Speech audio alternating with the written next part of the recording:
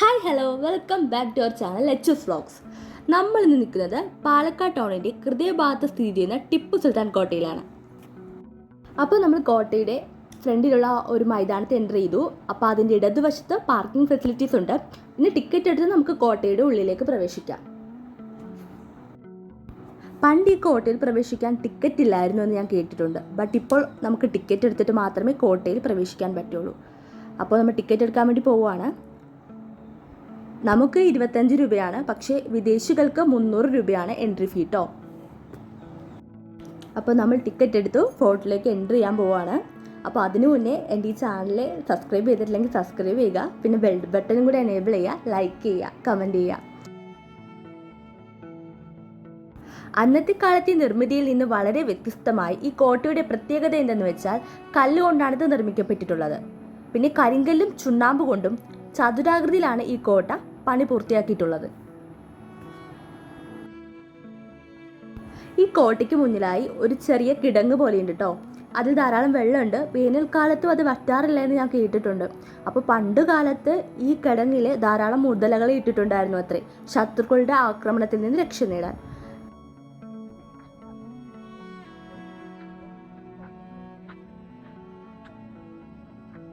അപ്പോൾ കോട്ടയിലേക്ക് പ്രവേശിക്കാൻ ഒരു പാലമുണ്ട്. അപ്പോൾ അതിൽ കൂടെ നമ്മൾ പോയിക്കൊണ്ടിരിക്കുകയാണ്.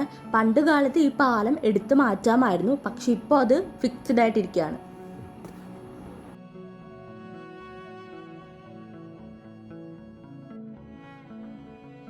അപ്പോൾ നമ്മുടെ ഈ ഫോർട്ട് വെറും ഒരു ഫോർട്ട് മാത്രമല്ല കേട്ടോ, ദേശീയ സ്മാരകം കൂടിയാണ്. അപ്പോൾ ഇന്ത്യയിൽ തന്നെ പ്രൊട്ടക്ട് ചെയ്ത് വരുന്ന വളരെ പ്രധാനപ്പെട്ട ഒരു ചരിത്ര സ്മാരകമാണ് നമ്മുടെ ഈ പാലക്കാട് ഫോർട്ട്. അപ്പോൾ സ്മാരകമായിട്ട് പ്രഖ്യാപിച്ചതും അത് സംബന്ധിച്ചിട്ടുള്ള കാര്യങ്ങളും ചരിത്രങ്ങളൊക്കെ ചെറിയ രീതിയിൽ അതിൽ ആലേഖനം ചെയ്തിട്ടുണ്ട്. അപ്പോൾ ഈ കോട്ടയ്ക്ക് പിന്നിൽ വളരെ പ്രധാനപ്പെട്ട ഒരു ചരിത്രമുണ്ട് കേട്ടോ. അപ്പോൾ അത് സംബന്ധിച്ച് ഞാൻ ഡീറ്റെയിൽ ഒരു വീഡിയോ പാലക്കാട് ഫോർട്ടിനെ പറ്റി ചെയ്യാം.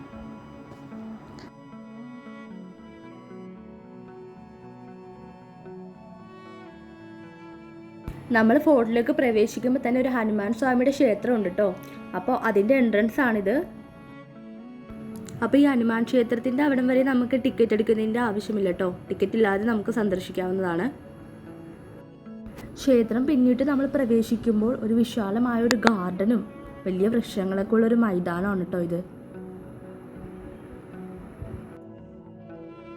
അപ്പോൾ ആ മൈതാനത്തിൽ ദൂരെ ഒരു സ്ഥലത്ത് ഒരു പഴയ നിർമ്മിതിയിലൊരു കെട്ടിടം കാണാൻ പറ്റും. അതൊരു ഗവൺമെൻറ് ഓഫീസാണ്. പണ്ട് അതൊരു സബ് ജയിലായിരുന്നു, ഇന്ന് അതൊരു ഗവൺമെൻറ് ഓഫീസാണെന്നാണ് നമുക്കറിയാൻ കഴിഞ്ഞത്. അപ്പോൾ ഇങ്ങനെ കാണിക്കുമ്പോൾ നമുക്ക് മനസ്സിലാവാം ഈ ഒരു മൈതാനത്തിൻ്റെ വിസ്തൃതി എത്രത്തോളമാണെന്ന്. നമ്മൾ കയറി വന്ന ആ കവാടമാണ് ആ ദൂരെ കാണുന്നത്. പിന്നെ അതിന് മുകളിലോട്ട് പോയി കയറിപ്പോകാൻ കുറേ പടവുകളൊക്കെ വെച്ചിട്ടുണ്ട്. പിന്നെ എനിക്ക് തോന്നിയത് ഒരുപാട് തണൽ മരങ്ങളുണ്ട്. ആ ചൂട് സമയത്തും ഇവിടെ വന്നിരുന്നാൽ കൂളിംഗ് ഫീൽ ചെയ്യുന്നുണ്ട് കേട്ടോ. നമ്മൾ ആ പഴയ ബിൽഡിങ്ങിൻ്റെ അങ്ങോട്ട് പോവുകയാണ്. പണ്ട് ഇതൊരു സബ് ജയിലായിരുന്നു, ബട്ട് ഇന്നതൊരു താലൂക്ക് സപ്ലൈ ഓഫീസാണ് കേട്ടോ. നമുക്കിവിടെ നോക്കിയാൽ കാണാം ആ ജയിലിൻ്റെ അഴികളൊക്കെ പഴയ കെട്ടിടമാണ് കേട്ടോ. കാണുമ്പോൾ നമുക്ക് മനസ്സിലാവും അതൊന്നും ഒരു മോഡിഫൈ ചെയ്തിട്ടില്ല, പഴയ ആ രീതിയിൽ തന്നെയാണ് ഇപ്പോഴും ആ കെട്ടിടം നിലനിൽക്കുന്നത്. ചരിത്രം നോക്കുമ്പോൾ വളരെയധികം ഇമ്പോർട്ടൻ്റ് ആയിട്ടൊരു കോട്ടയാണിത്. ടിപ്പുവിൻ്റെ പടയോട്ടത്തിന് നേർ സാക്ഷ്യം വഹിച്ച കോട്ടയാണ് കേട്ടോ. അന്നത്തെ കാലത്ത് നല്ല യുദ്ധതന്ത്രങ്ങളും പിന്നെ ബുദ്ധിസാമർഥ്യമൊക്കെ ഉപയോഗിച്ച് നിർമ്മിച്ചിരിക്കുന്ന ഒരു കോട്ടയാണ്. അപ്പോൾ നമ്മൾ ആ മൈതാനത്ത് നിന്ന് മേളിലേക്ക് ഒരു പടവുണ്ട്. അപ്പോൾ അത് കയറി മേളിലേക്ക് പോവാൻ കേട്ടോ. അപ്പോൾ ഇപ്പോൾ ഈ ഗാർഡനൊക്കെ നല്ല രീതിയിൽ അവർ സംരക്ഷിച്ചിട്ടുണ്ട്. അപ്പം നല്ല രസമാണ് കാണാൻ വേണ്ടിയിട്ട്. പിന്നെ ഞാൻ പറഞ്ഞില്ലേ, ചൂട് സമയമാണെങ്കിലും ആ ടൗണിൻ്റെ തിരക്കിൽ നിന്നൊക്കെ മാറി കുറച്ച് നേരം ഇവിടെ സ്പെൻഡ് ചെയ്യാൻ നല്ല രസമാണ്. ആ പടവുകൾ കയറി കഴിഞ്ഞാൽ നമുക്ക് അനേകം കോട്ട കൊത്തളങ്ങൾ കാണാൻ പറ്റും കേട്ടോ. ഇതാണ് ഞാൻ പറഞ്ഞ കോട്ട കൊത്തളം. അതായത് ഇവിടെ നിന്ന് നോക്കിക്കഴിഞ്ഞാൽ നമുക്ക് ദൂരെ നിന്ന് ശത്രു ഈ കോട്ട ആക്രമിക്കാൻ വരുന്നത് കാണാൻ പറ്റും. അപ്പോൾ ശത്രുവിനെ ആക്രമിക്കാനും അതിൽ നിന്ന് പ്രതിരോധം കണ്ടെത്താനും ഒക്കെ ഈ കോട്ട കൊത്തളങ്ങൾ ഈ കോട്ടയെ വളരെയധികം സഹായിച്ചിട്ടുണ്ട്. അപ്പോൾ ഇതിൻ്റെ പ്രത്യേകത എന്താണെന്ന് വെച്ച് കഴിഞ്ഞാൽ, ഇവിടെയും നോക്കുമ്പോൾ നമുക്ക് ശത്രു ഈ കോട്ട ആക്രമിക്കാൻ വരുന്നത് ദൂരെ നിന്ന് കാണാൻ പറ്റും. എന്നാൽ ശത്രുവിൻ്റെ കണ്ണിൽപ്പെടാതെ മറിഞ്ഞിരിക്കാനും ഈ കോട്ട കൊത്തളം നമ്മളെ സഹായിക്കുമെന്നുള്ളതാണ്. അതുകൊണ്ട് തന്നെ ഞാൻ പറഞ്ഞില്ലേ, വളരെയധികം ബുദ്ധിസാമർഥ്യം ഉപയോഗിച്ചിട്ടാണ് ഈ കോട്ട നിർമ്മിച്ചിട്ടുള്ളത്. പിന്നെ നമ്മൾ പുറത്തുനിന്ന് വരുമ്പോൾ മുതലകളുണ്ടായിരുന്നു എന്ന് പറഞ്ഞ ആ ഒരു കിടങ്ങില്ലേ, അതും ഇവിടെ ഇന്നാൽ കാണാൻ പറ്റും കേട്ടോ. മറ്റൊരു കോട്ടകൊത്തളത്തിലൊക്കെയാണ് കേട്ടോ ഈ പോകുന്നത്. ഞാൻ പറഞ്ഞില്ലേ, ഒന്നല്ല ഒട്ടനവധി കോട്ടകൊത്തളങ്ങൾ ഈ കോട്ടയിലുണ്ട്. അപ്പോൾ അതെല്ലാം ഇതുമായിട്ട് തന്നെ സാമ്യമുണ്ട് കേട്ടോ. എല്ലാം ഒരുപോലെ തന്നെയാണ്. ഇതുപോലെ തന്നെ ശത്രുക്കളിൽ നിന്ന് പ്രൊട്ടക്റ്റ് ചെയ്യാനും അവരെ ആക്രമിക്കാനും ഒക്കെ വേണ്ടിയിട്ട് ഇങ്ങനെ നിർമ്മിച്ചു വെച്ചിട്ടുള്ളത്. കാലാവസ്ഥ നമുക്ക് ഒട്ടും അനുകൂലമായിരുന്നില്ല. മഴ പെയ്യും, പിന്നെ നല്ല ശക്തിയായി വെയിൽ വരും. അങ്ങനെ ഒരു ക്ലൈമറ്റ് ആയിരുന്നു കേട്ടോ. അപ്പോൾ ഇവിടെയൊക്കെ പോയി നോക്കിയാൽ തന്നെ ആ ഒരു കിടങ്ങും പിന്നെ കോട്ടയുടെ ഫ്രണ്ടും ഒക്കെ നമുക്ക് കാണാൻ പറ്റും. അപ്പോൾ അവിടെ നിന്ന് ഇറങ്ങിയിട്ടുള്ള ഒരു വ്യൂ ആണ് കേട്ടോ ഇത്. ആ മൈതാനത്തിൻ്റെയും പഴയ കെട്ടിടമൊക്കെ നമുക്ക് കാണാൻ പറ്റും. ഇങ്ങനെ പോകുമ്പോൾ കണ്ടോ, അവിടെ വീണ്ടും ഒരു കോട്ടകൊത്തളം. അങ്ങനെ ഇങ്ങനെ പരസ്പരം ഇങ്ങനെ ബന്ധപ്പെട്ടൊരു ചതുരാകൃതിയിലാണ് നമ്മുടെ ഈ കോട്ട സ്ഥിതി ചെയ്യുന്നത്. പിന്നെ ഒട്ടനവധി പഴയ ബിൽഡിങ് ഈ കോട്ടക്കകത്തുണ്ട്. പിന്നെ ധാരാളം മരങ്ങളുള്ളതുകൊണ്ട് തന്നെ ഒരുപാട് പക്ഷികളും അങ്ങനെയുള്ള കാഴ്ചകളും ഈ കോട്ടയിലുണ്ട്. അതുപോലെ തന്നെയുള്ളൊരു മറ്റൊരു കോട്ടകൊത്തളമാണ് കേട്ടോ. എല്ലാം സമാനമായ രീതിയിലാണെങ്കിലും നമ്മൾ വന്ന സ്ഥിതിക്ക് എല്ലായിടവും ഇങ്ങനെ വിസിറ്റ് ചെയ്ത് പോകുവാണേ. അപ്പോൾ ഇവിടെ നിന്ന് നമ്മളൊന്ന് എത്തി നോക്കുമ്പോൾ നമുക്ക് ആ പച്ചപ്പ് നിറഞ്ഞ ആ കോട്ടയുടെ ഫ്രണ്ട് കാണാം. പിന്നെ ആ കിടങ്ങും ഒക്കെ ഇവിടെ നോക്കിയാൽ കാണാൻ പറ്റും. ഇതാണ് കേട്ടോ ഓവറോൾ വ്യൂ. ആ മൈതാനം മൊത്തം ഇങ്ങനെ നമുക്കിങ്ങനെ കാണാൻ പറ്റും. പിന്നെ ഞങ്ങൾ അവിടെ നിന്ന് ഇറങ്ങുകയാണ്. അപ്പോൾ ഇതുപോലെ തന്നെയുള്ള കോട്ടകൊത്തളങ്ങളാണ് ഈ കോട്ടയിൽ കൂടുതലായിട്ടുള്ളത്. പിന്നെ ഒരുപാട് പഴയ കെട്ടിടങ്ങളൊക്കെ ഉണ്ട്. അതിൽ കുറേ എണ്ണങ്ങളൊക്കെ ഇങ്ങനെ നശിച്ചു തുടങ്ങിയിട്ടുണ്ട് കേട്ടോ. കണ്ടോ, കുറേ നിർമ്മിതികൾ ഇങ്ങനെ നശിച്ചു പോയിട്ടുണ്ട്.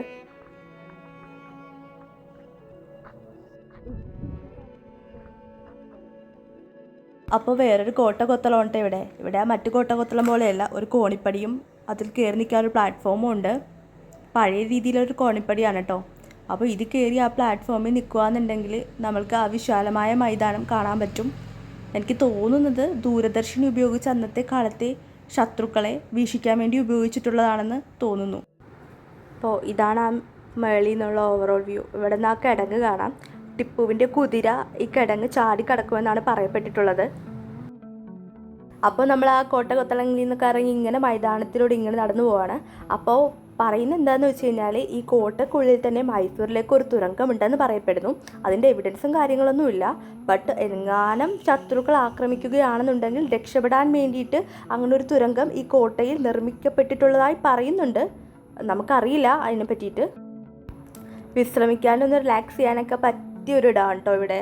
അതുകൊണ്ട് ഇഷ്ടംപോലെ മരങ്ങളും പിന്നെ നമുക്ക് സമാധാനമായിട്ടിരിക്കാൻ പറ്റിയൊരു പീസ്ഫുൾ അറ്റ്മോസ്ഫിയർ ഇവിടെയുണ്ട്.